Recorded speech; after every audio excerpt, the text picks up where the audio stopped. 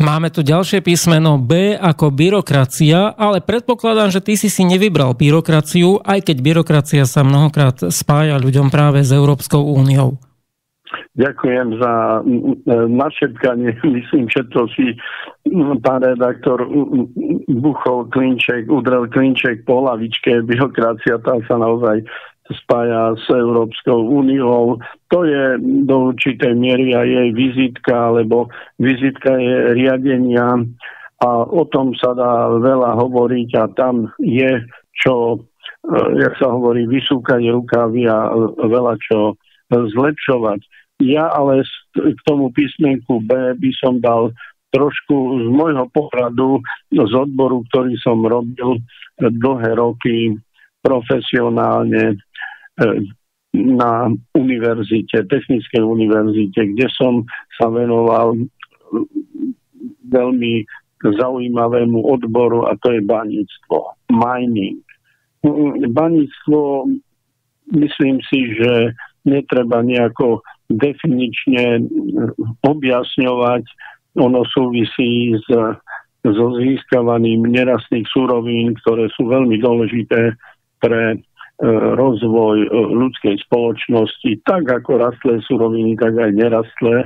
Hovoríme, nerastné suroviny sú veľmi dôležité. Ale prečo som to takto dal do popredia?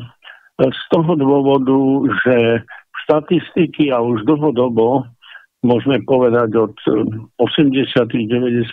rokov minulého storočia, poukazujú, že na kontinentoch na celom svete iba kontinent Európa, alebo euroazijský kontinent, ale tá časť európska práve v tejto oblasti nerastných surovín sa dala cestou uzatvárania mnohých banských prevádzok, ktoré teda sa snažili túto nerastné suroviny pre obyvateľov Európy zabezpečovať. V súčasnosti je stav taký, že v podstate Európa je importérom mnohých nerastných surovín, čo spôsobuje jej samozrejme hospodárske ťažkosti a žiada sa, alebo poukazuje sa na to, a ja to aj tiež vo svojom volebnom programe ako kandidát na europoslanca poukazujem,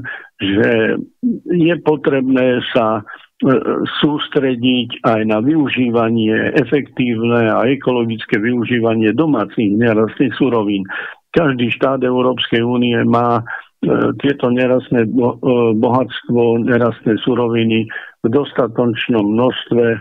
Treba dať hlavy dokopy a každý štát by mal začať viacej využívať tieto nerastné suroviny a tým teda tú závislosť od dovozu, od importu ako Európska únia znižovať a samozrejme s tým súvisí aj otázka šetrenia, otázka ekológie, ale k tomu neskôr.